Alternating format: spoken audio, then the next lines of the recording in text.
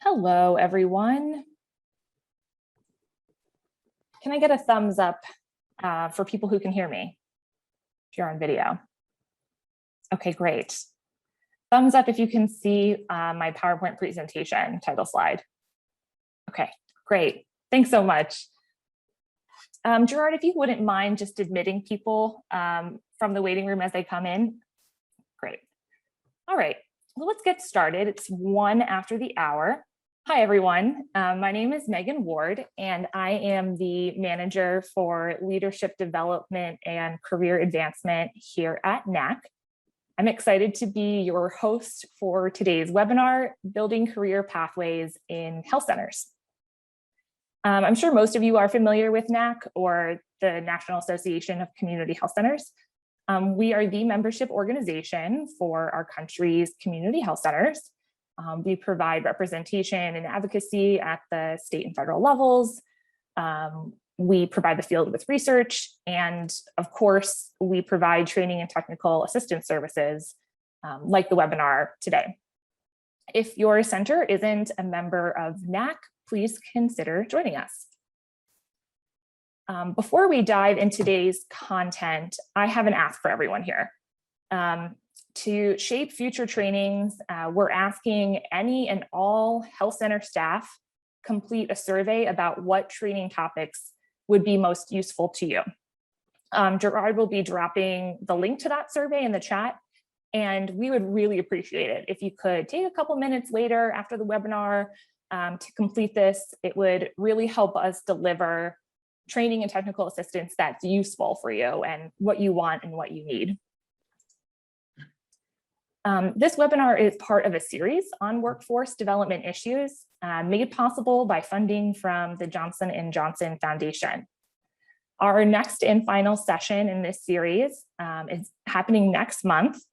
The topic is changing work systems to improve employee fulfillment and reduce burnout. And I think it would be a great follow-up for today's content. So I encourage you to sign up.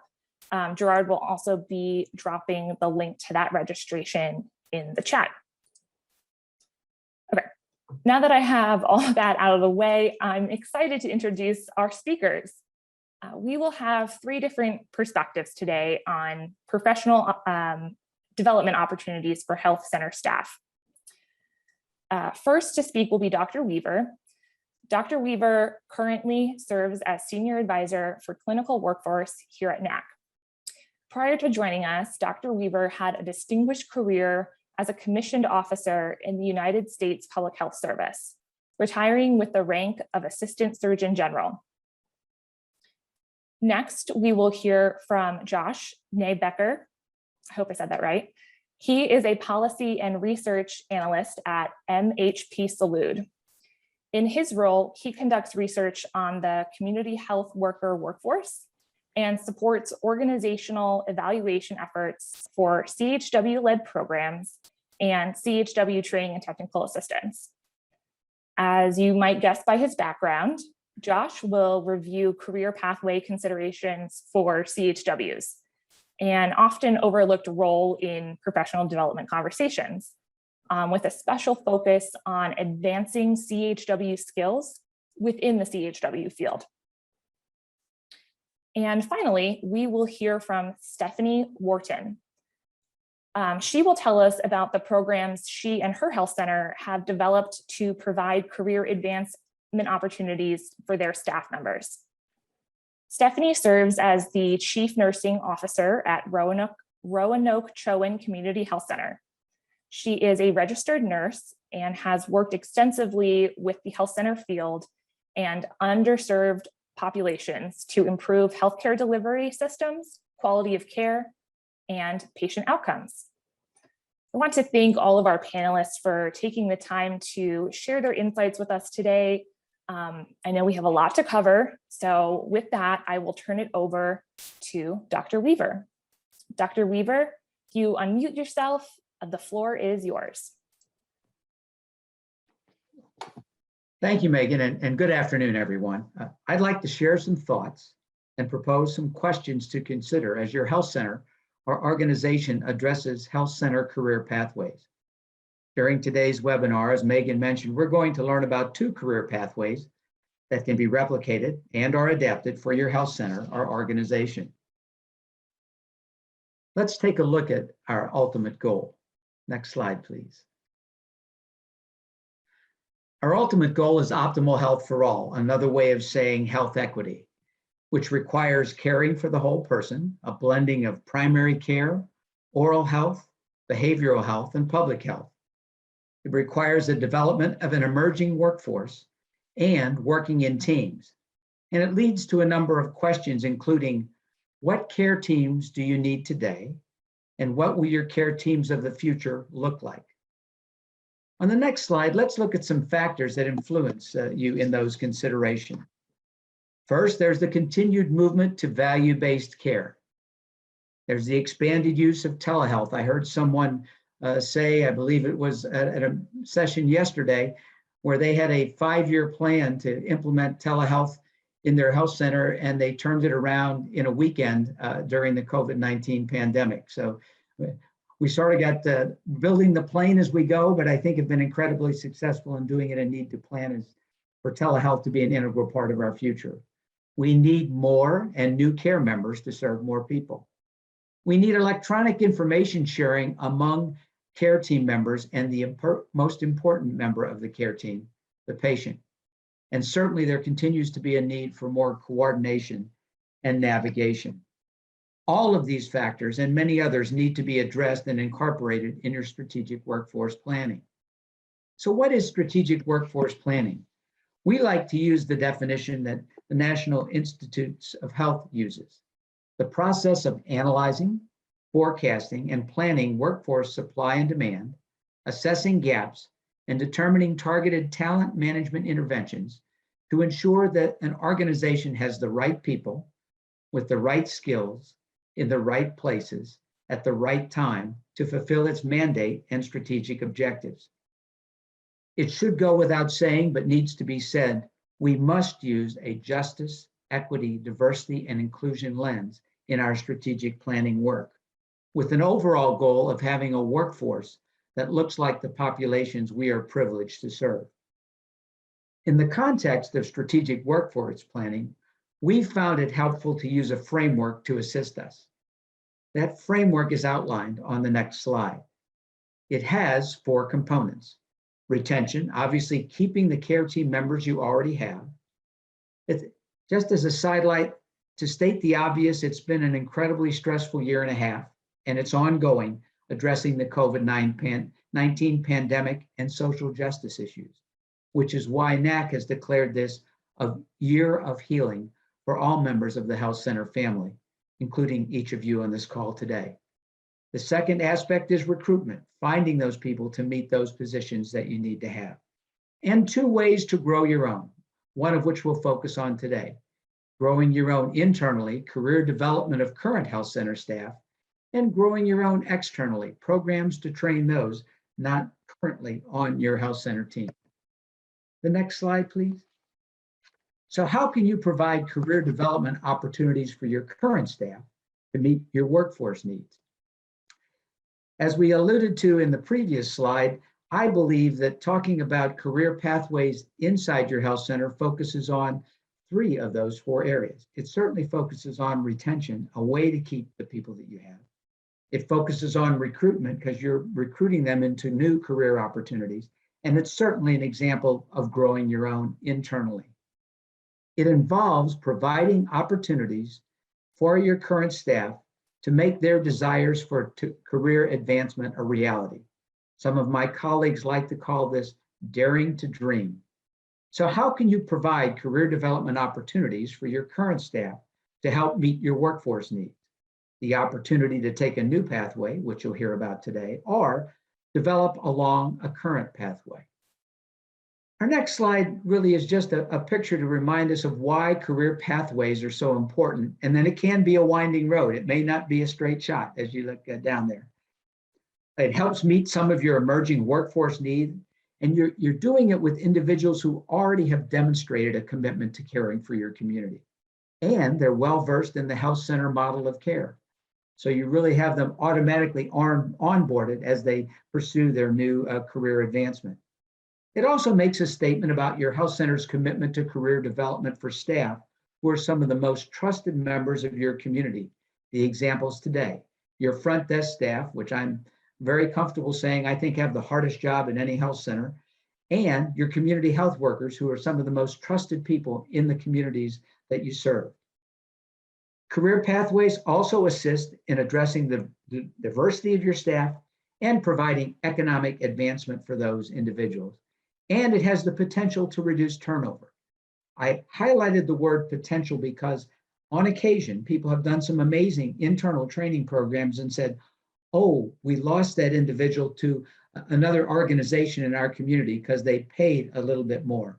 That's why I also mentioned economic advancement, because these are opportunities for individuals to improve their economic situation.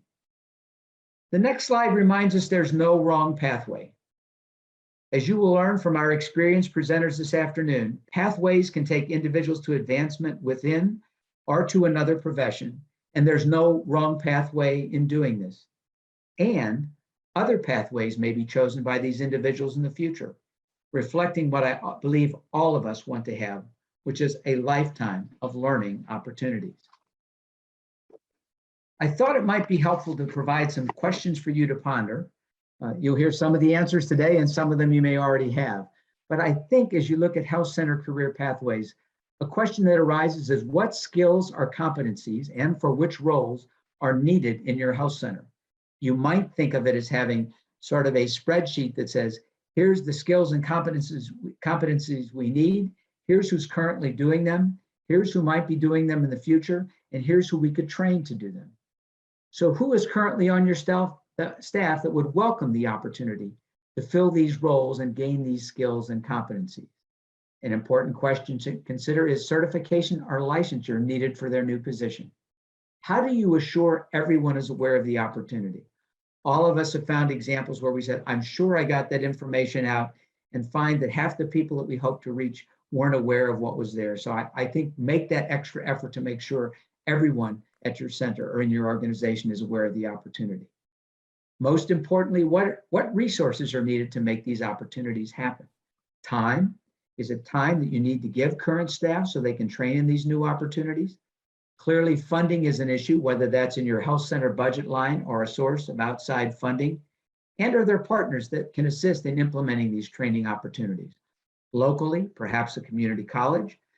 State or national resources, I'll provide a couple of those at the end. And finally, be able to answer the questions, what are the rewards for taking this next step in professional development? To your health center, to your patients, and to the staff member who has this opportunity. The next slide provides a couple of resources that you may find helpful to link to. If you're not familiar with NAC's Quality Center Value Transformation Framework, one of the domains is workforce. And I encourage you to take a look at that and see how in this framework that you're using, that we are using, and hopefully you will find it helpful as well, to look at moving from volume-based care to value-based care, the issues you need to address, and certainly workforce is one of the important ones. The National Institute for Medical Assistant Advancement, which is hosted by one of our other National Cooperative Agreement partners, CHC Inc., Salute Family Health, and the Weitzman Center, and the Northwest Regional Primary Care Association Community Health Worker Institute. And the last slide is just a reminder that of all of the resources that might be available to you, I hope everyone's familiar with the Health Center Resource Clearinghouse, but that's another link that I think you may find helpful. Hi, everyone, and good afternoon. I just want to start off by thanking NAC for allowing me the opportunity to share this information with you today. My presentation is going to really focus on the development and utility of a career web model for community health workers. Next slide, please. As a quick run through the agenda, I will begin with a general definition of CHWs, as well as some common roles and responsibilities. I will then describe some ways for individuals to develop as a CHW, as well as really dive into the career web model. Finally, I will discuss some career paths along that career web, with a focus on development within CHW management and then also advocacy. And next slide. Some general background on MHP Salud. It is a national nonprofit organization with over 35 years of experience developing, implementing, and evaluating community-based, culturally tailored CHW programs and promoting the CHW model through training and consulting services.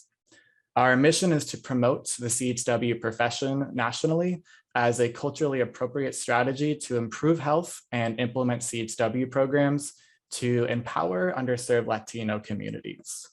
Next slide, please.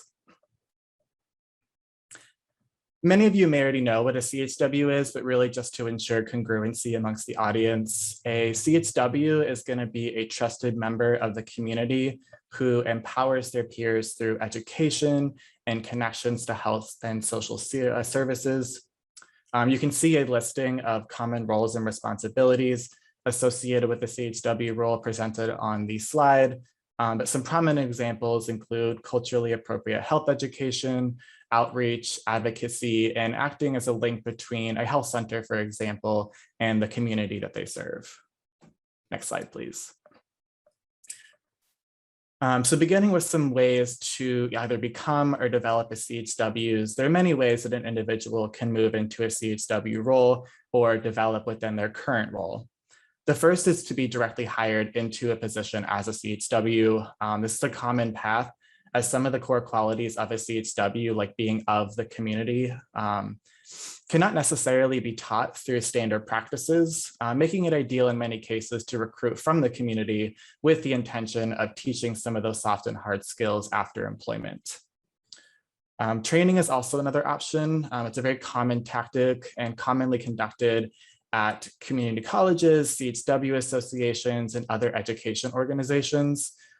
For the most part, within any state, you can really locate a multitude of training programs through communicating with AHECS, PCAs, and also associations.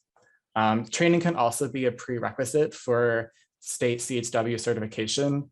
At the moment, there is no national certification within the CHW profession, but at the current moment, there are 19 states that are offering CHW certification, and this is typically handled on a voluntary practice. And it can also really be a tool to ensure that an individual meets these predefined standards and core competencies that have been established by the state. And a lot of times when individuals or organizations are applying CHWs, they'll have that as a prereq that they are certified, as in some states it can be a requirement for things such as Medicaid reimbursement. And then finally, internships and apprenticeships are not as common in practice, but have been slowly appearing across various organizations and education programs as a way to develop the CHW workforce. Next slide, please. Now, moving into the CHW Career Web Model. During the beginning pieces of development for the Career Web, the model was really envisioned as a traditional career ladder, which indicates a series of steps that are taken as an individual professionally grows within their specific job classification. However, as development continued, the career ladder structure did not necessarily fit with how we define the complex career paths of CHWs. Therefore, the shape of the actual model transitioned to resemble more of like a web-like structure, hence the term career web.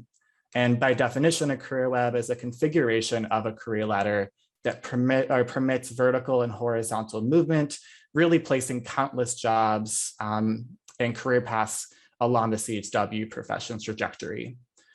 You can see the difference on the visual on the slide. You can see the career ladder is moving up in a more horizontal step-by-step structure, and then the career web has a branching of all kinds of paths that go into many, many industries with vertical and horizontal movement.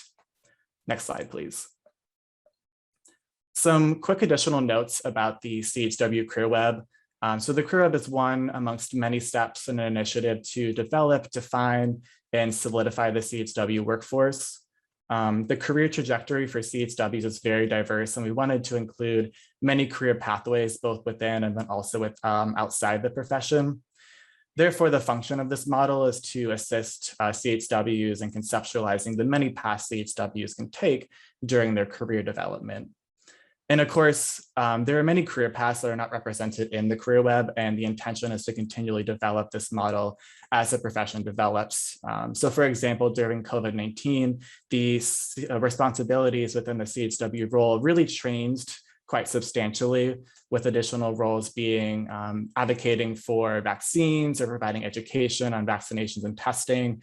And then CHWs are also moving into new roles such as contract tracing, and telehealth has really started to grow within the profession.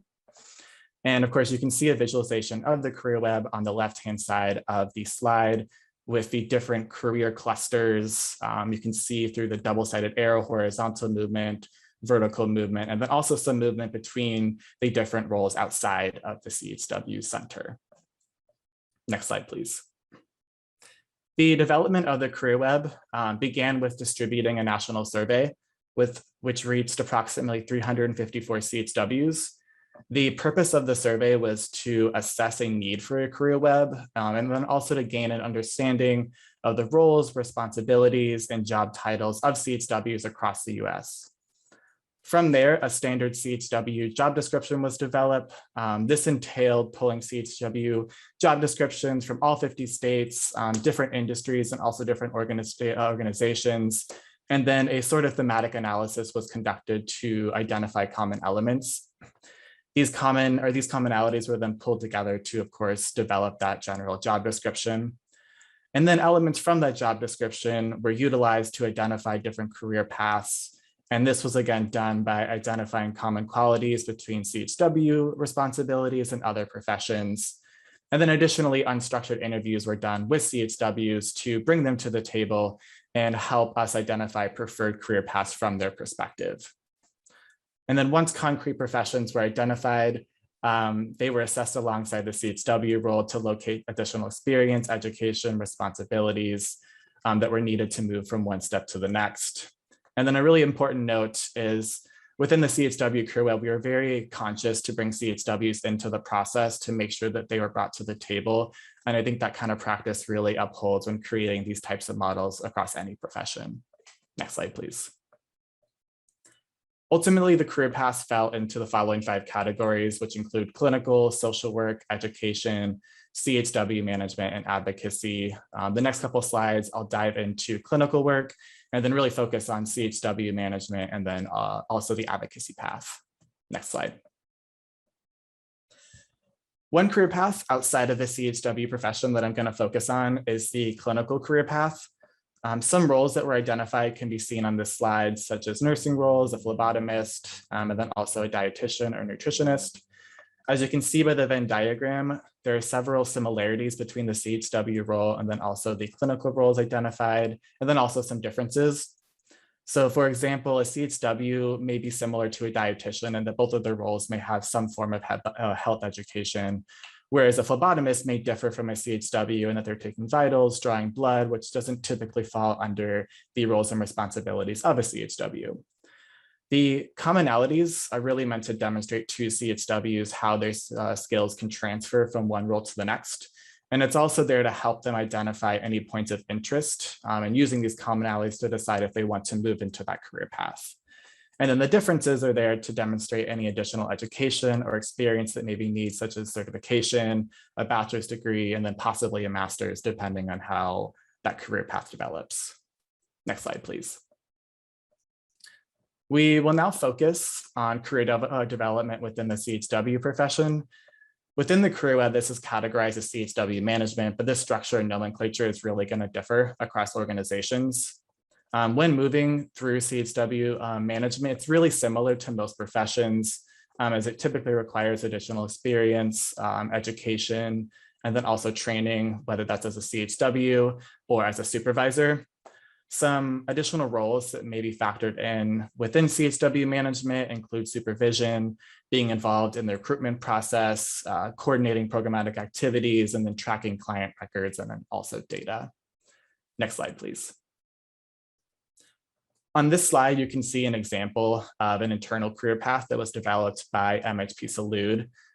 Movement from CHW level 1 to CHW level 5 typically just involves years of experience, and as the years grow, they move from one level to the next.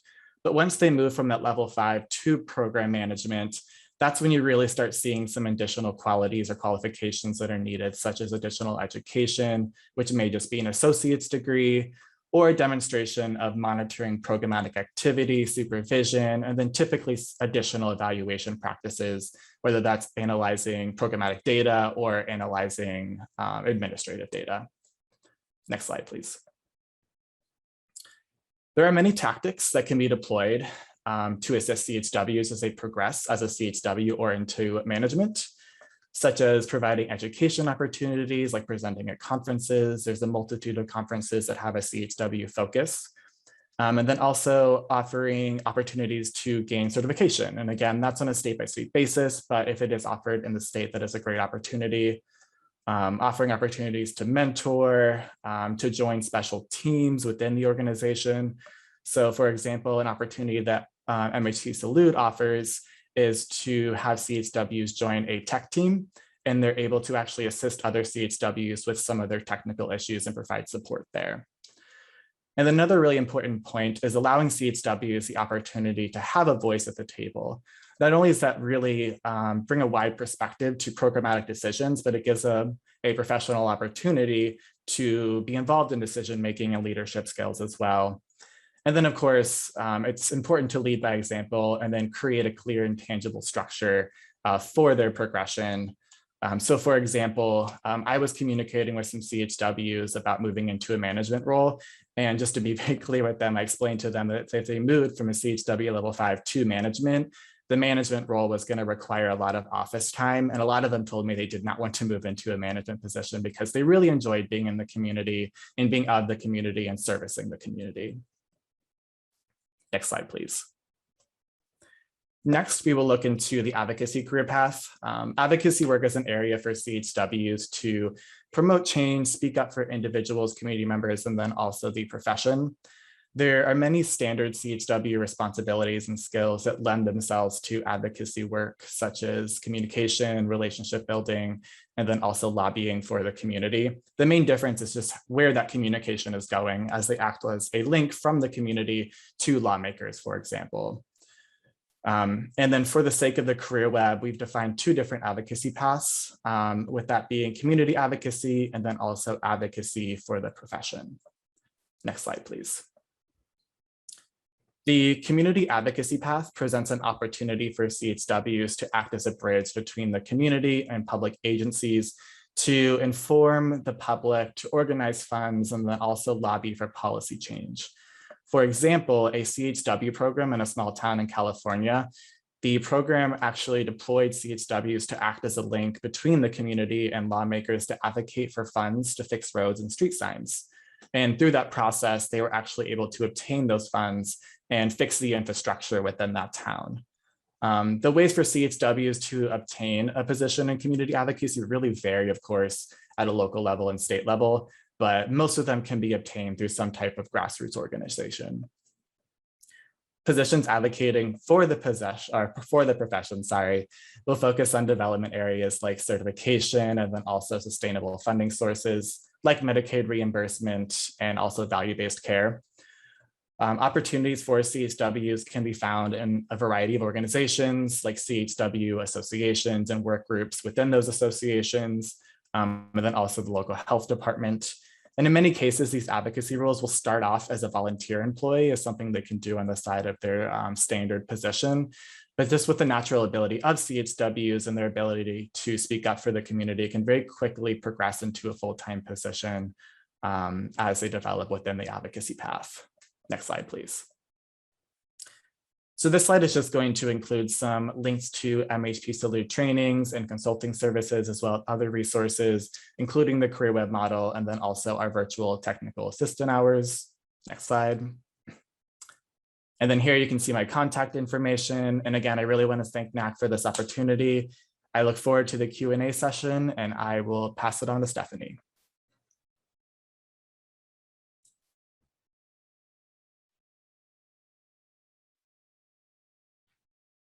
Good afternoon, everyone.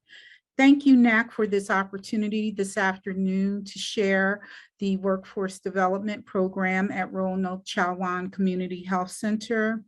I am pleased to present to you our program, and great, my slides are up. So I am the Chief Nursing Officer at Roanoke Chw Community Health Center.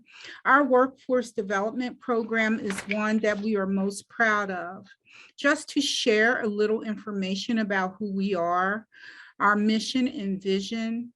As a federally qualified health center that is rural health focused, we also have migrant programs. Our mission is to deliver patient-centered care and to be a transformational organization within our community that empowers and cares for the population served. Next slide, please. So Roanoke became a grantee in 2007. We have 5 locations. We are in Eastern North Carolina. Our primary patient population is African American, and our primary payer source is Medicare. Our patients do fall below 200% of the federal poverty level. In addition, we are able to deliver, in 2020, we delivered 16,000 patients care across Eastern North Carolina. Next slide, please. Areas we cover: rural health, migrant farm worker. We have a rural residency program, a spectacular pediatrics department, integrated behavioral health, and migrant farm working. We were able to transition quite quickly to telehealth and also provided curbside care with hotspots. Our integrated care team also delivers medication-assisted treatment, and we have a robust 340B pharmacy program with 2 on-site pharmacies. Next slide, please. So a part of our self-reflection as a rural health FQHC was to look at ourselves and understand what are we trying to do. In the midst of the pandemic, we realized that we had not only to have our mission established as a document, but we also needed to understand how are we living our mission. And with that, we were able to hone in on self-reflection through our strategic planning process to establish pathways to educate our staff to build highly skilled healthcare teams. And our goal is to take actionable steps from an organizational introspective standpoint and to invest in our own. Next slide, please. So a part of that is through our equity committee, we were able to establish 3 fundamental important aspects of why we decided to develop pathways. From a diversity, equity, and inclusion standpoint, we identified education, occupation, and income as the primary means and pathways to address socioeconomic injustices related to some of our staff experiences. Next slide, please. So our workforce development programs include 4 levels. Our first is our medical assistant pathway, whereas we are able, through our collaboration with the National Institute for Medical Assistant Advancement, to fully fund our certified medical assistants to complete and enroll in the NEMA program to become certified medical assistants. Our second program is the North Carolina Apprenticeship program. That program, which is a part of the U.S. Department of Labor and is validated by the U.S. Department of Labor, allows us to support our staff who are interested in our enrolled positions to complete coursework at local community colleges. Our third program, which is our medical scribe program, supports clinical documentation in our EHR and also a training curriculum to support both our providers and our quality improvement program. And lastly, I'd like to talk about our educational institution and community partnership programs, where we are leaning in deeply to establish very firm relationships with our local community colleges, universities, technical programs to establish partnerships, whereas we work together to ensure that all of our staff and community partners are able to help us move forward access to education. Next slide, please. Our medical assistant program is based on upskilling certified nursing assistants. Next slide. And the goal of the project is to ensure that we expand the medical assistant scope of practice across our entire organization. To give you context, currently RCCHC functions with more certified certified nursing assistants supporting our providers. As you know, scope of practice for the certified nursing assistant is more congruent with care delivery in the acute care setting. What we found from a rural health standpoint is that access to robust certified medical assistant programs is very difficult. Next slide. So our process was to lean into NEMA as a deep partner to help us with upskilling.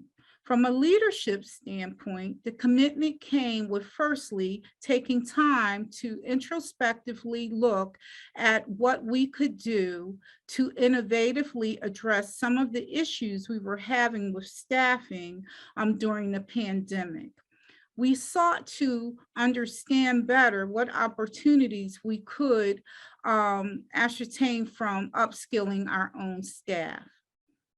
Funding was, of course, one of the biggest hurdles, but we understood through deep reflection that business mission is just as important as care delivery mission. We spoke with our staff who shared with us that their wish to expand their education was sometimes interrupted because of financial barriers. And so we spoke with our staff about establishing commitment to our pathway process, and with understanding that they would get fully funded, we were able to move forward with a deep organizational mission. Next slide, please. Our NEMA partnership allows us to support 3 of our certified nursing assistants, and they remain full-time with us with benefits and salary and wages. And we have reduced their full-time work status 20 hours per week so that they are able to attend class and clinical requirements while still remaining full-time employees with RCCHC. Next slide, please. So the NEMA Medical Assistant Program is delivered online. Didactic courses take 8 months to complete.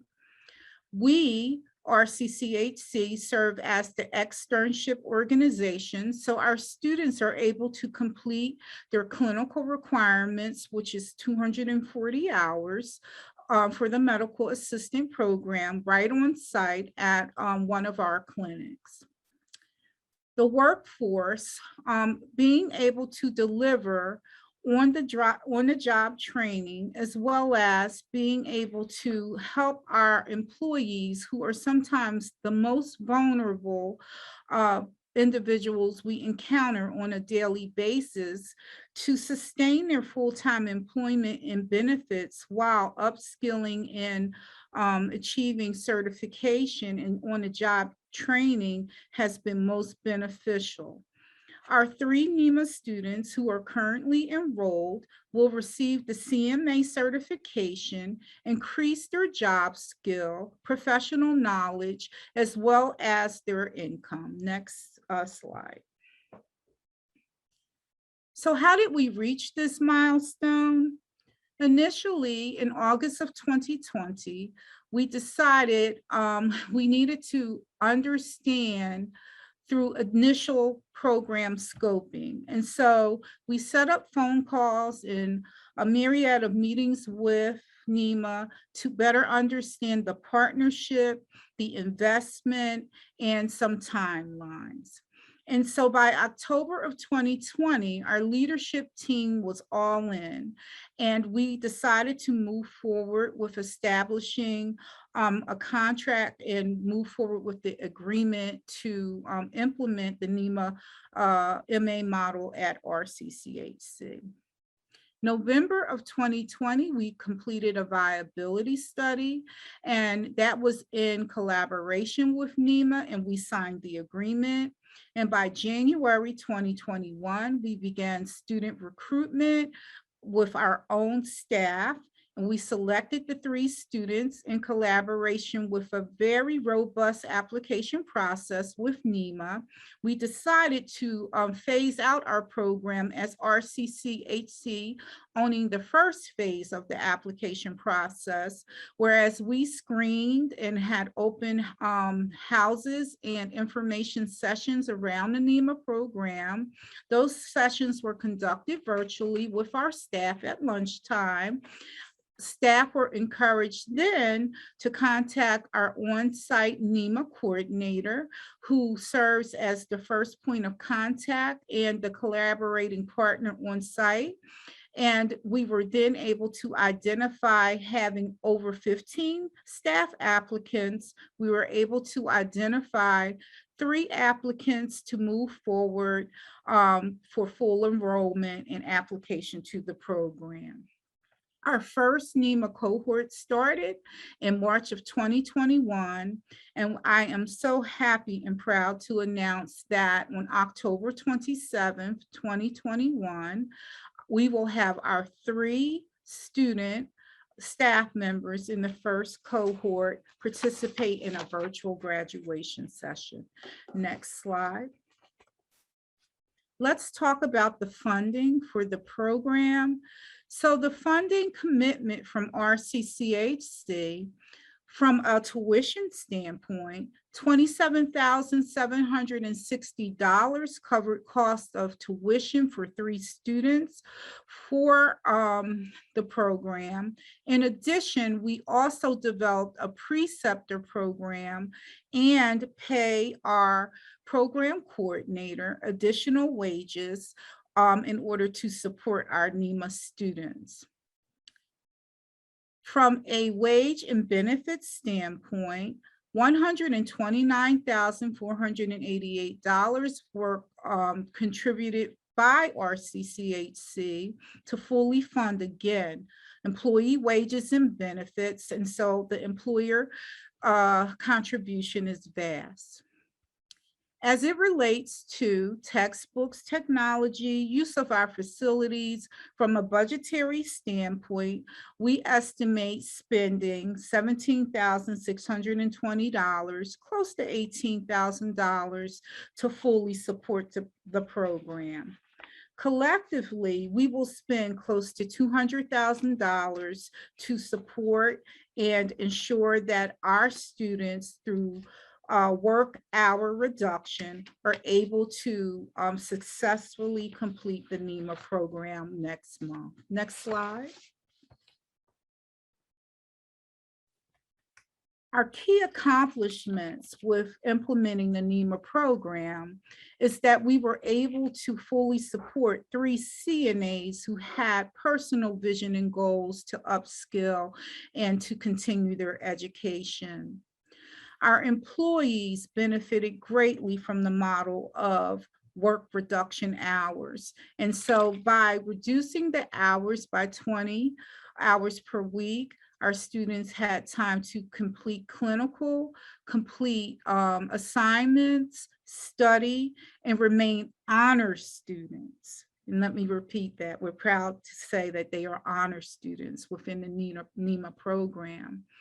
In addition, we were also able to obtain a grant through NAC and Johnson & Johnson, $10,000 to support our initial program in upskilling workforce development efforts. Next slide.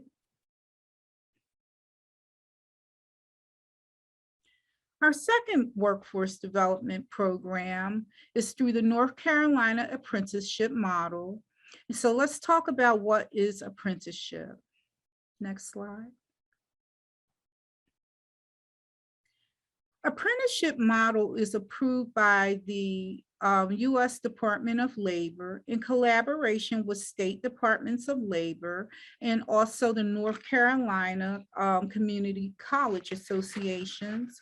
And we are able to provide, by enrolling in the apprenticeship model, paid job, earn to learn training, work based on the job learning, mentorship, one-on-one support to our staff, classroom learning through matriculation at community colleges throughout the Eastern North Carolina area. And also our apprenticeship model allows for our students and our staff to earn apprenticeship credential and also promote opportunity for workforce development. Next slide. I just want to close before moving to the next slide to say that it has taken over a year for us to fully enroll in an apprenticeship model program. And by doing so, last month we were able to enroll our first student. The 4 roles that we decided to move forward with first were medical assistant, IT specialist, patient account representative, and phlebotomy. And so we have 1 student staff member enrolled in our IT role, which is also one of the roles that we decided to move forward with. We are hoping that she can successfully complete the program, as her tuition from the community college, because she has enrolled in the apprenticeship program, is 100% funded through the community college. Roanoke Chowan Community College, our local community college partnership, has helped with her enrollment and for her to secure her major and move through all the essential processes to begin her education journey. Our next program, Medical Scribe, was really born out of our need to address provider care during the pandemic. Next slide.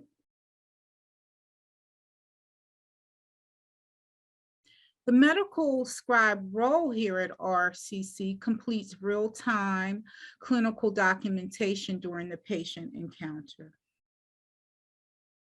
Next slide.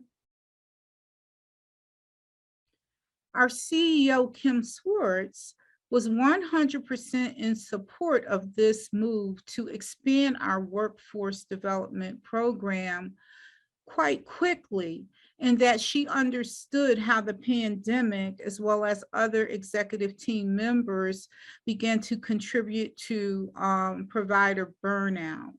As a result, we looked at a way to support provider and clinical team well-being. Next slide.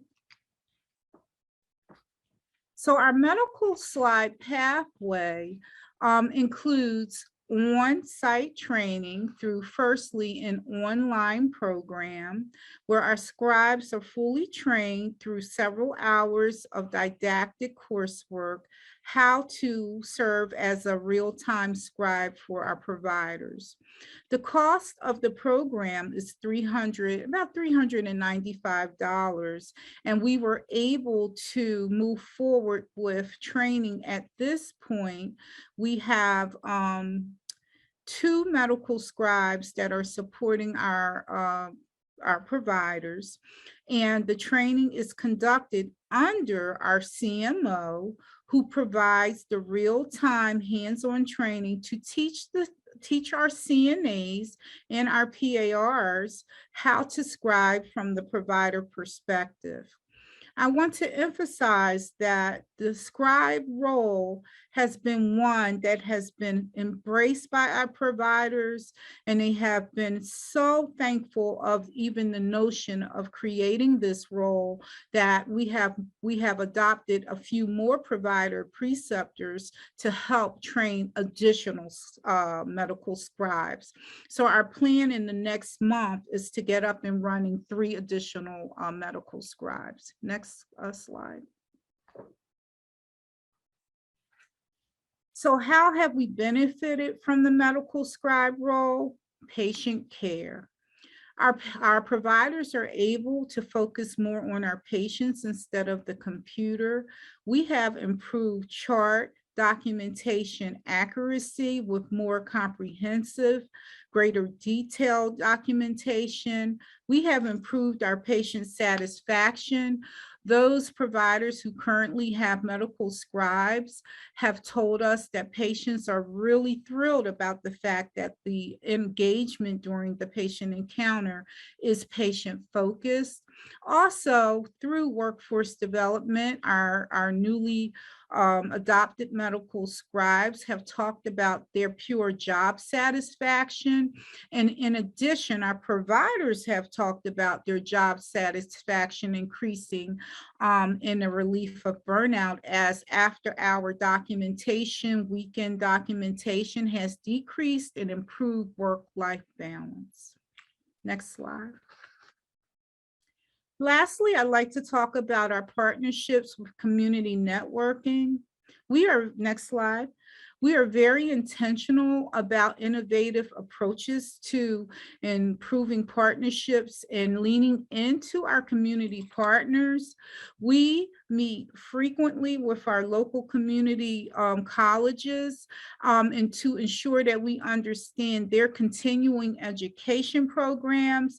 And after this meeting, even today, I am meeting with Roanoke Chw Community College to speak about expansion of the medical assistant program at their college, so that they can contemplate whether they can provide the medical assistant program and focus the program firstly on the certified MA components, and then on the back end include the coursework to complete an associate's degree. We have encouraged high communication from our staff standpoint, letting us understand through advisory council and also our interactions, what is it that our staff want? What are opportunities for us to create strategies with our community partners to further expand workforce development options? Just this week, through our discussion around medication reconciliation, identified one more opportunity with expanding pharmacy tech as possibly the next workforce development program. And so lastly, I want to speak about the importance of access. As rural health, it's very difficult to access education programs because of transportation, distance, equity as it relates to affordability. And also we have within our organization many parents who depend on their income to support their families, and also college students as well. Our RCCHC has been deeply exploring alternative resources and grants. We are very thankful to be the recipient of the NAT grant through Johnson & Johnson to support our workforce development programs. And we are continuing to look for more options so that we can support our second cohort that is due to start in October of 2022. Next slide. So I thank you again this afternoon for this opportunity to present our workforce development efforts here at RCCHC. We take equity, access, upskilling, and looking inwardly to promote those who we care about, our own staff, with opportunity to grow and to support our own workforce staff development efforts. Thank you very much.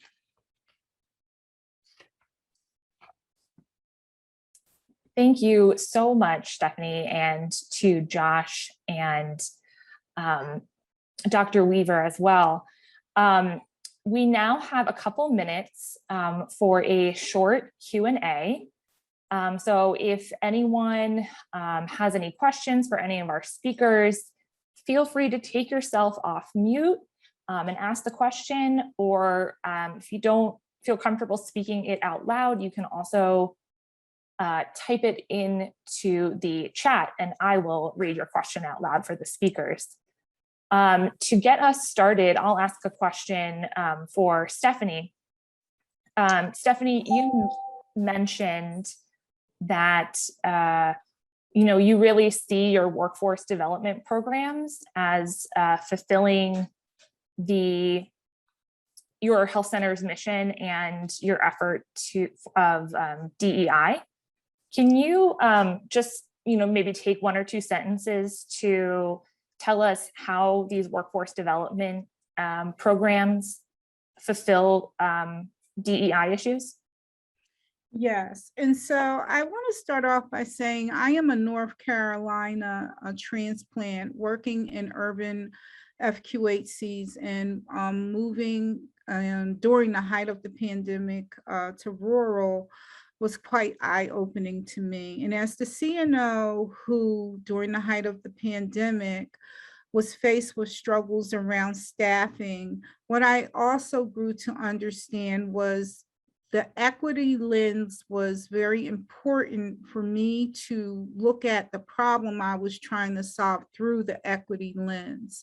So how could I internally provide promotion, upskilling, opportunity for our own staff who is most vulnerable during the pandemic, but also looking at how we didn't utilize very important resources to pay for staffing agencies, but instead investing in our own. And so by investing in our own, we have created a momentum and opportunity for our staff to see through from a leadership standpoint that we deeply care. Thank you, Stephanie. Judd, I saw that you came on camera and unmuted yourself. Did you have a question you'd like to say? Yeah, just wanted to thank you very much. Just wanted to ask both the speakers what kind of support you received or how you've worked with your primary care association, because this is a statewide effort of ours in Pennsylvania, and just interested in how you might have interfaced with them and what kind of support they gave you. I am familiar with PAC. Tell Sherry I said hi. I will do that. We are engaged with speaking with our PCA about our efforts. We haven't received that direct funding or grant funding, but they know the direction we're moving in and how important it is in Eastern North Carolina rural health for us to be more innovative about our approach to solving our problems on our own. And so I am hoping that we can have further conversations around how we can work collectively to support these efforts for our other FQHC partners within the area as well. Thank you.